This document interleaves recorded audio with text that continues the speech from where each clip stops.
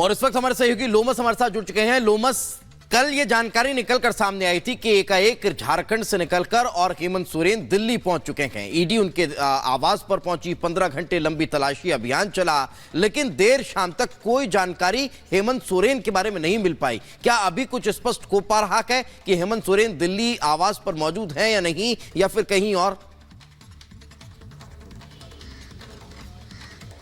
दीपेश, सही तौर पे अगर बात करें तो हेमंत सोरेन का अभी तक अता पता किसी को नहीं है। ईडी भी लगातार यहाँ पर जो घर है, जो दिल्ली आवास है, यहाँ पर 15 घंटे तक जांच करती है और जांच करने के बाद वो अपने साथ ड्राइवर को भी लेके आती है, उनके द्वारा ड्राइवर से भी पूछताछ करती है। लेकिन अभी तक हेमंत सोरेन की जानकारी ना तो ईडी के पास है, ना ही किसी और के पास। लेकिन हेमंत सोरेन के जो तमाम मंत्री हैं उनके द्वारा कहा जाता है कि वो सुरक्षित है, वो जहाँ भी हैं वो पूरी तरीके से सुरक्षित है। और साफ तौर पर जो सीएम ऑफिस है वो एक लेटर जारी करता है ईडी ऑफिस को कि वो 31 तारीख को पेश होंगे। साफ तौर पे आपने देखा कि किस तरीके से कल पूरी तरीके से ईडी के अधिकारी यहां पे पहुंचे थे। उन्होंने इस घर की जांच की थी, जो यहां पे लोग मौजूद थे उनके बयान दर्ज किए थे, और उन्होंने ड्राइवर को भी उस पूरे बयान में उसके भी बयान लिए थे। और साफ तौर पे यहां पे जो गाड़ी खड़ी थी, BMW गाड़ी खड़ी थी, उसको भी अपने साथ देर रात लेके गई। साफ तौर पर आपको बता दें कि 15 घंटे तक ये जांच पड़ताल चलती रही।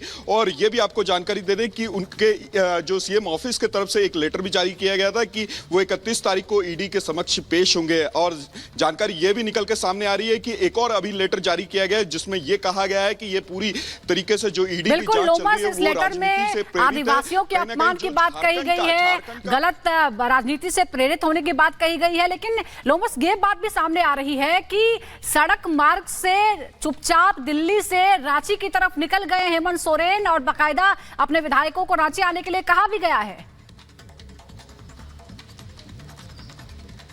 बिल्कुल बिल्कुल साफ तौर पे, क्योंकि जिस तरीके से वो दिल्ली पहुंचते हैं, दिल्ली पहुंचने के बाद वो यहाँ पर ईडी से किस तरीके से बचा जाए उसके लिए वो कई सारे कानून के जानकार हैं उनसे मुलाकात करते हैं। मुलाकात करने के बाद ये कहा जाता है कि वो बाय रोड झारखंड वापस जा सकते हैं, क्योंकि जिस तरीके वो पहले अपनी पत्नी की गाड़ी का इस्तेमाल करते हैं और पत्नी की गाड़ी को वहीं बीच रास्ते में छोड़ करके वो दूसरी गाड़ी में बैठ करके निकल जाते हैं। तो यही मानना सही होगा कि वो दूसरी गाड़ी से या तो झारखंड चले गए हैं या फिर कहीं और चले गए हैं। साफ तौर पे आप देख सकते हैं कि ट्विटर पे एक पूरी तरीके से उन पे एक आरोप लगाया जा रहा है। बीजेपी के जो सीनियर नेता है निशिकांत दुबे, उनके द्वारा कहा जा रहा है कि वो पूरी तरीके से लापता है, झारखंड की जनता को मिट्टी में मिला करके वो लापता हो चले।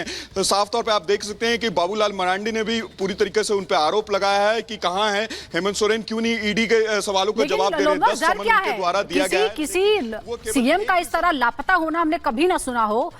डर किस बात का है?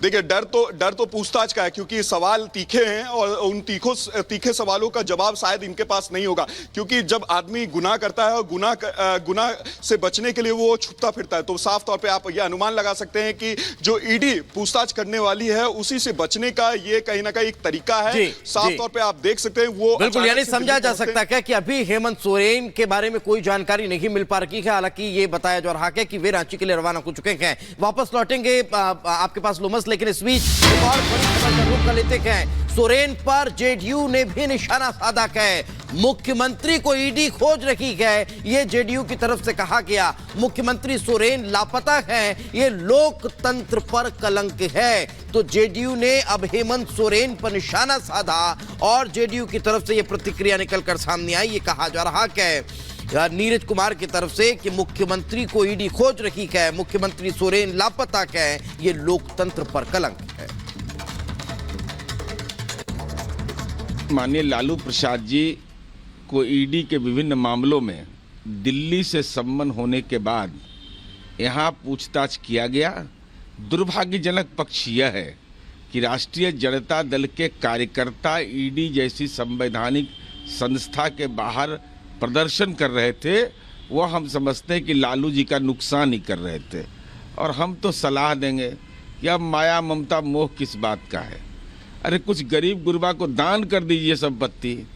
ये कहाँ ईडी के चक्कर में पड़े हुए हैं। अति पिछड़ा दलित जो भूमिहीन है, जो आपके दल के कार्यकर्ता है, उन्हीं को दे दीजिए, तो कम से कम जीवन के अंतिम क्षण में कम से कम सुखमय तो आपका अनुभूति रहेगा। अच्छा, यूसीसी उत्तराखंड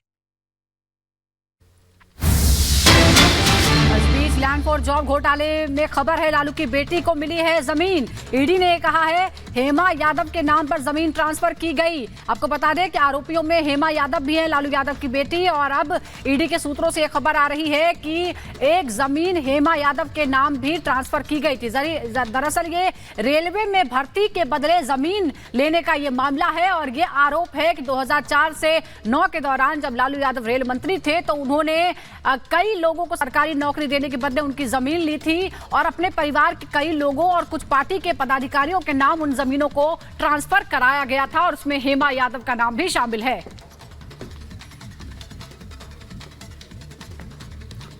इससे तरफ बात हिजाब विवाद पर कर लेते हैं। राजस्थान में हिजाब बैन को लेकर सियासी माहौल गर्माता हुआ नजर आ रहा है। भारतीय जनता पार्टी के विधायक बाल मुकुंदाचार्य ने एक स्कूल में हिजाब पर बयान दिया था, जिसके बाद यह मुद्दा राजस्थान विधानसभा तक जा पहुंचा और कुछ लोग हिजाब के पक्ष में तो कुछ विपक्ष में सड़क पर नजर आने लगे हैं। यही कारण है कि अब हिजाब को लेकर सियासत जो है वो राजस्थान में नजर आती देखने को मिल रही है। देखिए रिपोर्ट।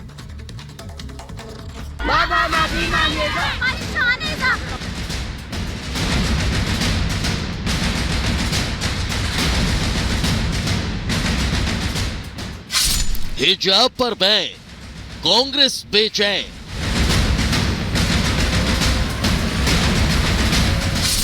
हिजाब पर संग्राम, किसका प्लान?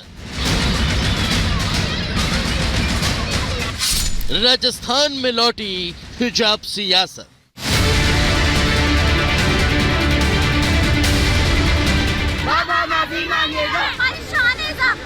राजस्थान में हिजाब को लेकर सियासी तूफान खड़ा हो चुका है। सड़क से सदन तक माहौल गर्म है। सियासी सूरमा भी मैदान में डट गए हैं। तुष्टिकरण की राजनीति को हवा दी जा रही है, तो वहीं दूसरी तरफ हिजाब बैन के खिलाफ छात्राएं सड़कों पर उतर आई।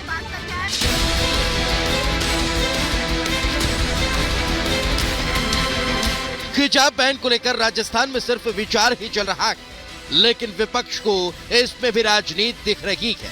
विशेष समुदाय का वोट हासिल करने के लिए हिजाब को राष्ट्रीय मुद्दा बनाने पर तुली हुई है। असल में बीजेपी विधायक बाल मुकुंदाचार्य ने एक स्कूल में हिजाब बैन को लेकर बयान दिया। देखते कि देखते मामला इतना बढ़ गया कि कांग्रेस विधायक रफीक खान ने यह मुद्दा विधानसभा में उठा दिया। स्कूल में बच्चे एक ड्रेस कोड में रहे तो एक भावना रहेगी, ठीक रहेगा। अन्य दो प्रकार के